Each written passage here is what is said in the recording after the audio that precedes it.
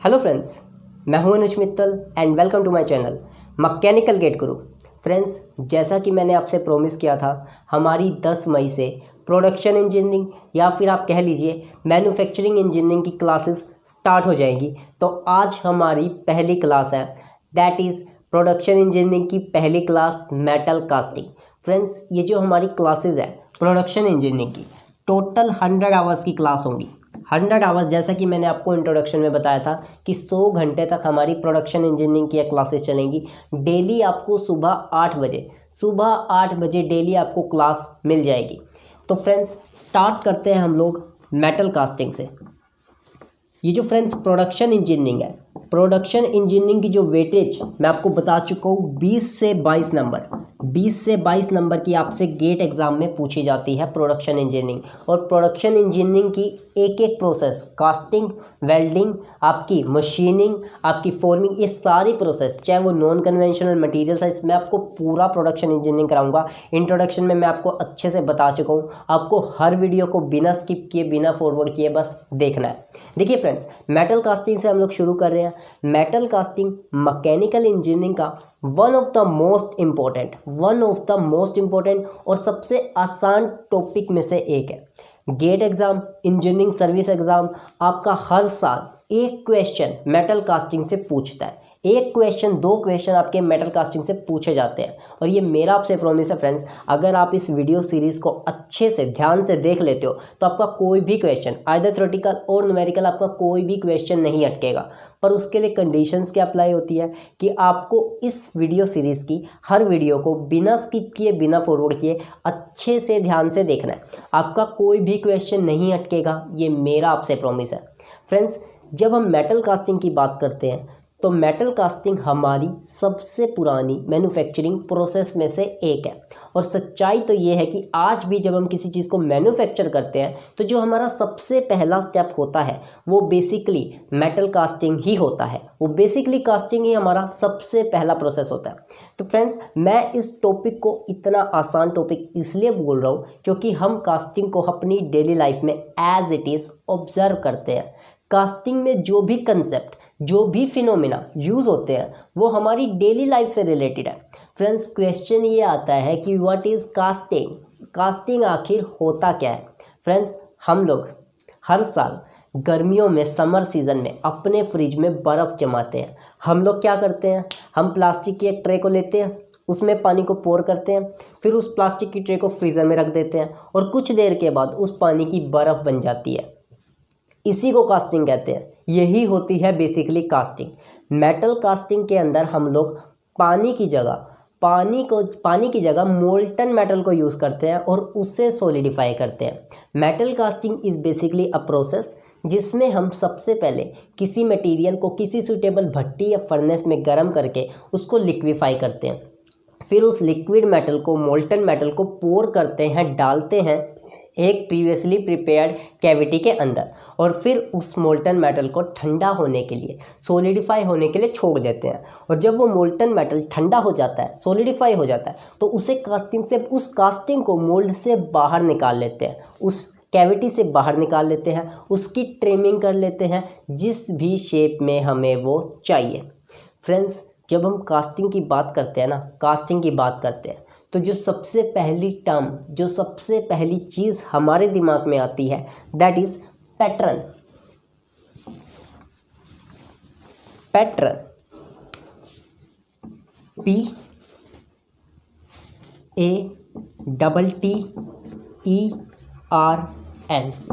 Pattern. Now what is pattern? Pattern is the replica of the part to be cast. जो भी चीज़ आपको बनानी है, पैटर्न उसका रेप्लिका होता है। एग्जैक्ट रेप्लिका नहीं होता।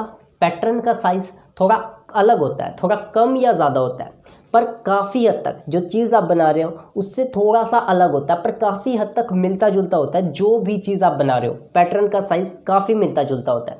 फ्रेंड्स, इस वीडियो को आगे बढ़ाने से पहले मैं बताऊं कि आपको अपने हेडफोन्स को यूज़ करना है ताकि आप मेरी वॉइस को प्रॉपरली सुन सको और कास्टिंग से रिलेटेड जो भी फंडे, जो भी कंसेप्ट आपको एग्ज़ाम को क्रैक करने के लिए चाहिए, वो सारे फंडे, वो सारे कंसेप्ट आपके क्लियर हो सके। तो फ्रेंड्स, अब देखिए, मैं आगे बढ़ता हूँ। आप लोगों ने फ्रेंड्स बचपन में काम ज़रूर किया होगा, जब भी आपके घर के आसपास कहीं कोई कंस्ट्रक्शन या घर बनाने का काम चल रहा होगा, कहीं कोई कंस्ट्रक्शन या घर बनाने का काम चल रहा होगा, तो आपने वहाँ पर अपना कोई पेन या कोई और चीज़ वहाँ रेत में, मिट्टी में दबा दी होगी, सैंड में दबा दी होगी, और फिर उसे वहाँ से बाहर निकाल लिया होगा। फ्रेंड्स, इससे होता क्या है, जो चीज़ आपने दबाई है और जब आप उसे बाहर निकालते हो तो वहाँ पर एक होलो कैविटी, एक गड्ढा, एक सांचा बन जाता है, उस शेप का सांचा बनता है जिस शेप का आपने वहाँ पर मटेरियल दबाया। तो फ्रेंड्स, जिस मटेरियल को आप वहाँ पर दबा रहे हो ना, वो बेसिकली पैटर्न कहलाता है, उसे कहते हैं पैटर्न। और जो गड्ढा, जो होलो कैविटी, जो सांचा तैयार हुआ है, उसे कहा जाता है मोल्ड, उसे हम लोग कहते हैं मोल्ड। पहले हम लोग पैटर्न के बारे में डिस्कस करेंगे, फिर देखते हैं मोल्ड क्या होता है। फ्रेंड्स, ये जो आपके पैटर्न होते हैं, पहले पैटर्न देखिए, जो पैटर्न होते हैं दे can be made up of metal. Pattern आपके मेटल के बने हो सकते हैं। Pattern can be made up of would. ये जो पैटर्न होते हैं ये लकड़ी के बने हो सकते हैं। Pattern can be made up of wood. और pattern can be made up of wax, मोम। पैटर्न आपके वैक्स के, मोम के बने हो सकते हैं। और ये क्वेश्चन एग्जाम में पूछा जाता है कि हम लोग वैक्स के पैटर्न का इस्तेमाल क्यों करते हैं, वैक्स के पैटर्न को यूज़ क्यों किया जाता है। अब देखिए, एक डायग्राम के थ्रू मैं आपको समझाता हूँ कि हम लोग वैक्स के पैटर्न का इस्तेमाल क्यों करते हैं। देखिए फ्रेंड्स, हमने एक पैटर्न लिया, ये हमने एक पैटर्न लिया और इस पैटर्न को हमने सैंड में, रेत में दबा दिया। ये जो पैटर्न है ये चारों तरफ से आपका, ये हो गया आपका पैटर्न। ये जो आपका पैटर्न है ये चारों तरफ से सैंड से कवर है। ये आपके हो गए सैंड पार्टिकल्स।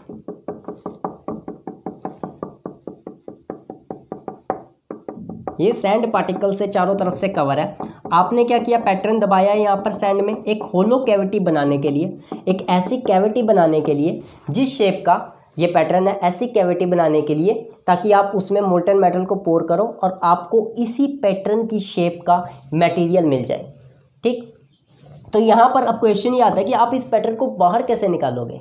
आपके सामने प्रॉब्लम आ गई कि आप इस पैटर्न को बाहर निकाल ही नहीं सकते, निकालोगे कैसे। तो हम क्या करेंगे फ्रेंड्स, हम लोग यहाँ पर एक ओपनिंग बनाएंगे, ओपनिंग, स्मॉल ओपनिंग। और ये जो पैटर्न है इसे बनाएंगे वैक्स का, मोम का। और मोम के पैटर्न की खास बात क्या है कि जब आप उसे गर्म करते हो तो वो पिघल जाता है। तो जब हम इस सारे के सारे सिस्टम को गर्म करेंगे ना, तो ये जो वैक्स, ये जो मोम का पैटर्न होगा ना, ये पिघल कर बाहर आ जाएगा और हमें यहाँ पर कैविटी मिल जाएगी जिस शेप का पैटर्न है, और पैटर्न को निकालने की ज़रूरत ही नहीं पड़ी, वो अपने आप पिघल कर बाहर आ गया। तो ये फ़ायदा होता है वैक्स के पैटर्न को यूज़ करने का। एग्ज़ाम में एक क्वेश्चन और आता है फ्रेंड्स कि जो पैटर्न होते हैं ना, पैटर्न ये पॉलीस्टाइरीन के बनाए जाते हैं। Polystyrene, now what is polystyrene. देखिए, पैटर्न आपके पॉलीस्टाइरीन के बनाए जाते हैं। अब ये पॉलीस्टाइरीन क्या होता है, बेसिकली पॉलीस्टाइरीन होता है थर्मोकोल। थर्मोकोल को ही बेसिकली पॉलीस्टाइरीन कहा जाता है। तो आपके जो पैटर्न होते हैं वो थर्मोकोल के बनाए जाते हैं। और थर्मोकोल के बारे में हम अच्छी तरह जानते हैं कि जब हम थर्मोकोल को जलाते हैं, कभी आपने नहीं किया हो करके देखना, जब भी थर्मोकोल को जलाते हैं तो उसके फ्यूम्स बन जाते हैं, उसके फ्यूम्स बन जाते हैं, कुछ भी रेसिड्यू, कुछ वेस्ट नहीं बचता, सब धुआं धुआं हो जाता है और कोई राख, कोई ऐश कुछ भी नहीं बचती। तो हम लोग थर्मोकोल के पैटर्न बनाते हैं। इस थर्मोकोल के पैटर्न को जब हम गर्म करेंगे ये अंदर ही अंदर जल जाएंगे, अंदर ही अंदर जल जाएंगे, कैविटी तैयार हो जाएगी, इन्हें भी बाहर निकालने की ज़रूरत नहीं पड़ेगी। लेकिन फ्रेंड्स, प्रॉब्लम क्या है कि जो वैक्स और पॉलीस्टाइरीन के जो पैटर्न होते हैं ये हमें महंगे पड़ते हैं, ये महंगे होते हैं, they are costly and they can be use only one time. आप इन्हें सिर्फ एक बार यूज़ कर सकते हो, they can be use only one time. जो मेटल के, वुड के जो पैटर्न होते हैं आप उन्हें बार बार यूज़ कर सकते हो, they can be use again and again, but they can be use thermocol के पैटर्न, इसके वैक्स के पैटर्न एक बार। और ध्यान रखिए फ्रेंड्स, पॉलीस्टाइरीन के पैटर्न को डिस्पोजेबल पैटर्न भी कहा जाता है, disposable pattern, they are also called disposable pattern. तो फ्रेंड्स, ये था कुछ पैटर्न के बारे में छोटा सा आइडिया। अभी हमें टाइप्स ऑफ पैटर्न भी देखना है, लेकिन उससे पहले मैं आपके साथ डिस्कस करता हूँ मोल्ड। अब ये मोल्ड क्या होता है, देखिए फ्रेंड्स, मोल्ड इज बेसिकली सांचा। It is basically a previously prepared cavity जिसके अंदर हम मोल्टन मेटल को पोर करते हैं, लिक्विड मेटल को डालते हैं। फ्रेंड्स, घर में जो हम प्लास्टिक की ट्रे यूज़ करते हैं ना बर्फ़ जमाने के लिए, कास्टिंग के अंदर, उसे बेसिकली मोल्ड कहते हैं, उसी को मोल्ड कहा जाता है। आज वो ट्रे प्लास्टिक की आती है, कभी आज से 10 साल पहले, 15 साल पहले, 20 साल पहले वो ट्रे मेटल की आया करती थी, मेटल की। हम आइसक्रीम खाते हैं ना फ्रेंड्स, स्टिक वाली आइसक्रीम, तो जो आइसक्रीम वाला होता है हमें आइसक्रीम को मेटल के मोल्ड से निकाल के देता है, मेटल के मोल्ड से बाहर निकाल के देता है। तो आपके जो मोल्ड होते हैं, mould they can be made up of plastic, they can be made up of metal. और इंजीनियरिंग के अंदर जो जनरली हमें मोल्ड देखने को मिलते हैं वो बने होते हैं सैंड के, रेत के मोल्ड। फ्रेंड्स, सैंड के मोल्ड्स के बारे में हम लोग डिटेल्ड में डिस्कस करेंगे, लेकिन इनका सबसे बड़ा नुकसान मैं आपको बता देता हूँ, दे can be use only one time. आप इन्हें सिर्फ एक बार यूज़ कर सकते हो। घर में जो प्लास्टिक की ट्रे है ना, 10 साल में, 15 साल में एक बार खरीदते हैं, सालों से उसी ट्रे को यूज़ कर रहे हैं। लेकिन सैंड के मोल्ड जो होंगे दे can be used only one time, आप उन्हें सिर्फ एक बार यूज़ कर सकते हो। तो फ्रेंड्स, मोल्ड क्या है? Mould is basically a previously prepared cavity जिसके अंदर हम लिक्विड मेटल को, मोल्टन मेटल को पोर करते हैं। और हम लोग लिक्विड के बारे में अच्छी तरह जानते हैं कि जिस भी वेजल में लिक्विड को डाला जाता है, जिस भी कंटेनर में लिक्विड को डालते हैं, लिक्विड उसी वेजल की शेप ले लेता है। तो जब हम मोल्ड बनाते हैं, एक मोल्ड बनाया जाता है, एक कैविटी बनाई जाती है, उसके अंदर जब लिक्विड मेटल को पोर करेंगे तो वो उसी मोल्ड की शेप का, तो जो लिक्विड मेटल है उसी मोल्ड की शेप ले लेगा, उसी मोल्ड की, और हमें मोल्ड की शेप का एक सॉलिड मिल जाएगा। जैसे वो आइसक्रीम वाला आइसक्रीम को मोल्ड से बाहर निकाल लेता है ना, वैसे ही हम लोग अपनी कास्टिंग को मोल्ड से बाहर निकाल लेंगे, अपने कास्टिंग को बाहर निकालेंगे, उसकी ट्रिमिंग कर लेंगे, उसकी साफ़ सफाई कर लेंगे। लेकिन फ्रेंड्स, दिक्कत क्या है कि जो हमारी सैंड मोल्ड्स होते हैं ये बहुत बड़े बड़े होते हैं, बहुत बड़े बड़े होते हैं और चारों तरफ से सैंड से कवर होते हैं। हमारे घर में जो प्लास्टिक की ट्रे है जिसमें हम लोग आइस क्यूब्स बना रहे हैं फ्रीज़र में रख के, तो वो ऊपर से ओपन होता है, हम लोग आइस क्यूब्स को डायरेक्ट बाहर निकाल लेते हैं। लेकिन ये जो सैंड मोल्ड्स होते हैं ये चारों तरफ से, जो हमारी कास्टिंग है वो चारों तरफ से सैंड मोल्ड से कवर है। उसे बाहर निकालने के लिए हम क्या करते हैं, सैंड मोल्ड्स को तोड़ देते हैं, उन्हें तोड़ दिया जाता है। तो दे can be used only one time. तो फ्रेंड्स, अब तक मैंने मोल्ड के बारे में सिर्फ आपको इतना बताया है कि मोल्ड जो होते हैं वो एक कैविटी होती है, बेसिकली प्रीवियसली प्रिपेयर्ड कैविटी है, एक सांचा है जिसके अंदर हम मोल्टन मेटल को पोर करते हैं। लेकिन जैसे जैसे ये क्लास आगे बढ़ेगी मैं आपको बताऊंगा कि हमारे मोल्ड के और भी बहुत से पर्पसेस होते हैं, उसके और भी बहुत से उद्देश्य हैं। जैसे हम लोग मोल्ड के अंदर रास्ता बनाते हैं। रास्ता देखिए, यहाँ पर हमने क्या बनाया, एक पैटर्न बनाया, पैटर्न लिया, पैटर्न को हमने क्या कर दिया, सैंड से चारों तरफ से कवर कर दिया। ये चारों तरफ से सैंड से कवर है।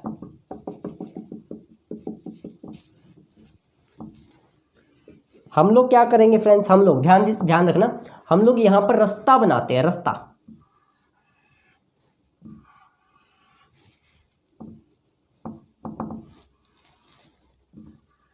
हम लोग यहां पर रास्ता बनाते हैं, क्यों?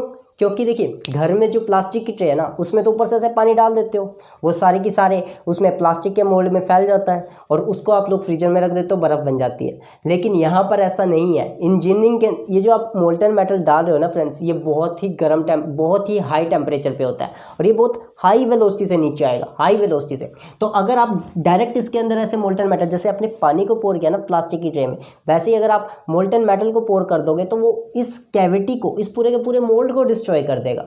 तो ऐसा ना हो, हम लोग यहाँ पर रास्ता बनाते हैं और बेसिकली पोरिन बेसिन बनाते हैं। पोरिन बेसिन, ये आपका होता है पोरिन बेसिन।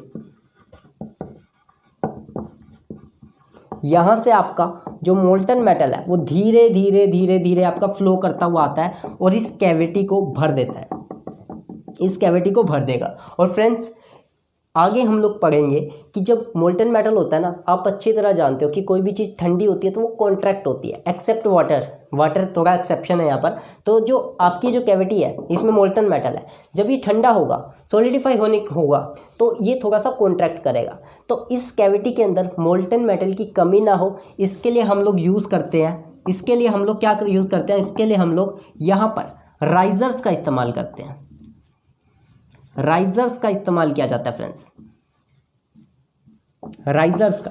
तो राइजर्स या फिर रिजर्वोयर्स ये क्या करते हैं, मोल्टन मेटल की सप्लाई करते हैं। इसके अंदर मोल्ड के अंदर किसी भी तरह की कैविटी में किसी भी तरह की मोल्टन मेटल की कमी ना हो तो राइजर्स का इस्तेमाल किया जाता है। और फ्रेंड्स हम लोग क्या करते हैं, यहाँ पर ये जो मोल्ड होते हैं ना फ्रेंड्स, ये जो मोल्ड होते हैं ये बहुत बड़े बड़े होते हैं, जैसे कि मैं आपको बता चुका हूँ। तो हम लोग इन्हें कई कई हिस्सों में बनाते हैं, कई हिस्सों में।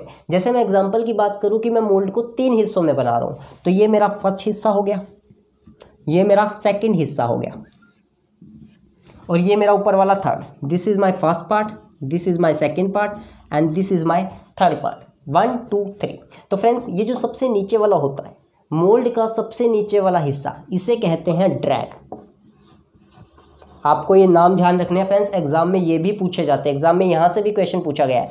आपका मोल्ड का सबसे नीचे वाला हिस्सा ड्रैग, जो बीच वाला हिस्सा होता है दैट इज कॉल्ड चीक, और जो सबसे ऊपर वाला हिस्सा होता है उसे कहा जाता है कोप।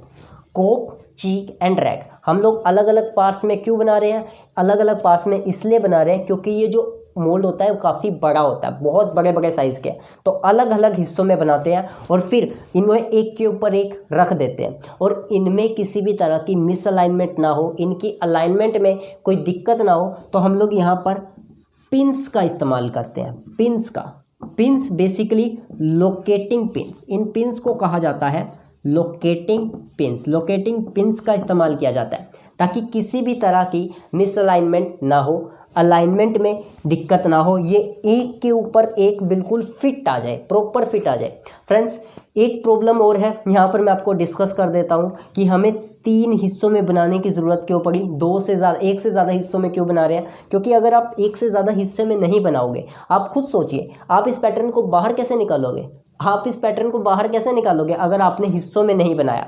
फ्रेंड्स अगर आपके दिमाग में ये आ रहा हो कि हम पैटर्न को वैक्स का, पॉलीस्टाइरीन का बनाएंगे, तो मैं आपको बता दूं कि वैक्स और पॉलीस्टाइरीन के पैटर्न हमें महंगे पड़ते हैं, they are costly and use only one time. हम लोग वुड के, मेटल के पैटर्न को जनरली यूज़ करते हैं। और यहाँ पर देखिए हमें 2-3 हिस्सों में हम क्या करेंगे, हम पहले इस वाले हिस्सों को उठा लेंगे, फिर ये वाला हिस्सा उठा लिया, और फिर पैटर्न को बड़े ही आसानी से बाहर निकाल लिया। तो इस तरह हम पैटर्न को निकालते हैं, और पैटर्न को निकालकर फिर हम लोग इन तीनों हिस्सों को वापस रख देंगे। यहाँ पर हो जाएगी कैविटी, क्योंकि पैटर्न को आपने बाहर निकाल लिया, और फिर पोरिन बेसिन के थ्रू हम लोग यहाँ पर, ये स्प्रू होता है, ये आपका होता है स्प्रू, इसे भी हम लोगों ने डिस्कस करना है क्या होता है स्प्रू। यहाँ पर बेसिकली गेटिंग सिस्टम होता है, एक गेटिंग, पूरा का पूरा गेटिंग सिस्टम डिज़ाइन किया जाता है। वो सब जैसे जैसे क्लास आगे बढ़ती रहेगी आपको सारी चीज़ें क्लियर होती रहेगी।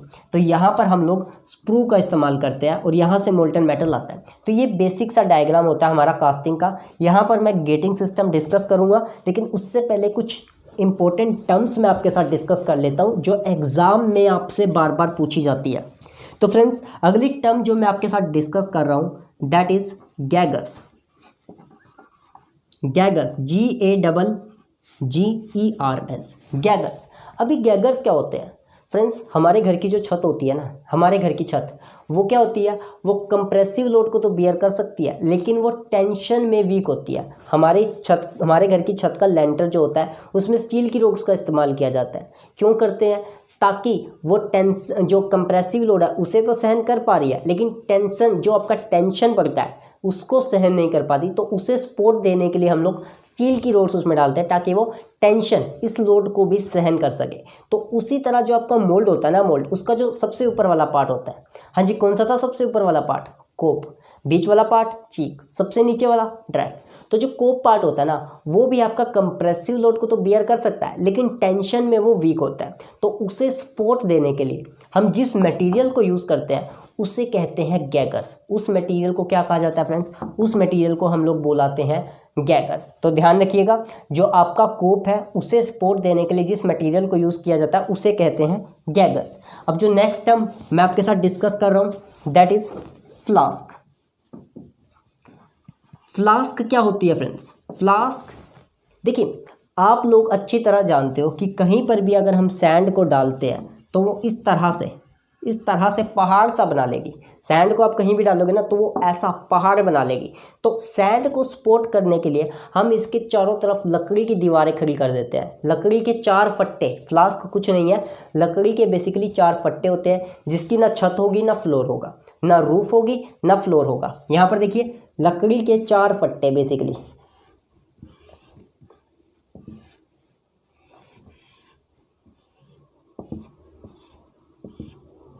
ये हमारी फर्स्ट वॉल हो गई, ये पीछे वाली सेकंड, ये थर्ड और ये फोर्थ। तो ये 4 वॉल हो गई, ना इसकी छत है ना इसकी रूफ है। तो ये होती है बेसिकली फ्लास्क, जो सपोर्ट देने का काम करती है। तो सैंड को सपोर्ट देने के लिए हम लोग फ्लास्क का इस्तेमाल करते हैं। तो फ्रेंड्स, एक चीज़ और जो एग्ज़ाम में बार बार पूछी जाती है, बहुत ज़्यादा important term, and that is core. Now what is core? Core क्या होता है? अब देखिए फ्रेंड्स, मैं आपको एक एग्जांपल दे रहा हूँ कि आपको एक ऐसी डिस्क तैयार करनी है जिसके सेंटर में एक होल हो। मैं आपको कहता हूँ कि आपको ये डिस्क तैयार करनी है, एक डिस्क जिसके सेंटर में क्या होना चाहिए? सेंटर में यहाँ पर एक होल होना चाहिए। तो इसकी अगर मैं कास्टिंग प्रोड्यूस करना चाहूँ, अब देखिए एग्जाम्पल इसके डायग्राम के थ्रू समझते हैं यहाँ पर। तो मैंने क्या किया फ्रेंड्स, अगर मैं एक ऐसी होलो डिस्क बनाना चाहता हूँ तो मैंने क्या लिया, ये मैंने एक मोल्ड लिया, मोल्ड। ये अगर आप ऊपर से देखते हो ना, ये इसका साइड व्यू है। ये क्या है फ्रेंड्स? ये है साइड व्यू। अगर आप इसे ऊपर से देखते हो टॉप से, तो आपको ये गोल दिखाई देगा, गोल। तो अगर मैं ऐसी डिस्क बनाना चाहता हूँ, ऐसी डिस्क बनाना चाहता हूँ जिसके सेंटर में होल हो, तो मैं क्या करूँगा, मैं यहाँ पर मोल्टन मेटल को पोर कर दूंगा। ये मोल्टन मेटल को मैंने पोर कर दिया। जब आप इसे ऊपर से देखोगे तो आपको गोल दिखाई देगा, और मैं इसे क्या करूँगा, ठंडा होने के लिए, सॉलिडिफाई होने के लिए छोड़ दूंगा। और जब ये सॉलिडिफाई होगा, तो मुझे क्या होगा फ्रेंड्स, मुझे एक ऐसा मटेरियल मिल जाएगा। ये क्योंकि ये ऊपर से गोल है तो मुझे राउंड शेप का मटेरियल मिल जाएगा। लेकिन प्रॉब्लम क्या होगी? प्रॉब्लम ये होगी कि इस डिस्क के बीच में होल नहीं होगा, यहाँ पर मुझे कोई होल नहीं मिलने वाला। तो अगर मैं चाहता हूँ कि मुझे एक होल मिल जाए, तो मैं क्या कर सकता हूँ, यहाँ पर बिल्कुल सेंटर में एक सॉलिड सिलेंडर रख सकता हूँ। एक सिलेंडर रख सकता हूँ। इस सिलेंडर के रखने से होगा क्या कि जो मोल्टन मेटल है वो इसके चारों तरफ फैल जाएगा। इस ये जो मोल्टन मेटल है इस सिलेंडर के चारों तरफ फैल जाएगा। और फिर क्या होगा, जब ये सॉलिडिफाई होगा तो मुझे एक ऐसा सॉलिड मिलेगा जिसके बीच में होल होगा। क्यों मिलेगा? क्योंकि यहाँ पर मोल्टन मेटल पहुँच नहीं पाएगा। यहाँ पर क्या होगा, सिलेंडर के चारों तरफ फैल चुका है लेकिन बीच में तो पहुँचा नहीं, वहाँ पर क्या रह गई, जगह खाली रह गई। एक सिलेंडर था तो एक सर्कुलर कैविटी बन गई, और जब ये सॉलिडिफाई हुआ तो मुझे इस तरह का मटेरियल मिल गया। तो फ्रेंड्स, ये जो होलो सेक्शन, ध्यान रखिएगा, होलो सेक्शन प्रोड्यूस करने के लिए इस सिलेंडर को मैंने यूज़ किया। यहाँ पर मैं चाहता था कि होल प्रोड्यूस हो, तो इस मटेरियल को कहा जाता है कोर। ध्यान रखिएगा, कास्टिंग के अंदर अगर आपको होलो सेक्शन प्रोड्यूस करने हैं, मटेरियल के अंदर अगर आप चाहते हो कि कोई जगह खाली रह जाए, वहाँ पर मटेरियल ना हो, होलो सेक्शन को प्रोड्यूस करने के लिए हम जिस मटेरियल को यूज़ करते हैं उसे कहा जाता है core. That is called core. तो बहुत इंपॉर्टेंट टर्म है, एग्जाम में बार बार पूछी जाती है कि होलो सेक्शंस को प्रोड्यूस करने के लिए किसे यूज़ करोगे? होलो सेक्शन को प्रोड्यूस करने के लिए हम लोग कोर को यूज़ करेंगे। कोर, मोल्टन मेटल जो है वो इसके चारों तरफ फैल जाएगा, लेकिन जहाँ पर सिलेंडर रखा है वहाँ पर नहीं पहुँच पाएगा और वो जगह खाली रह जाएगी। तो फ्रेंड्स, ये था हमारा कोर। अब जो नेक्स्ट टर्म हमारे पास आती है, नेक्स्ट टर्म कोर प्रिंट।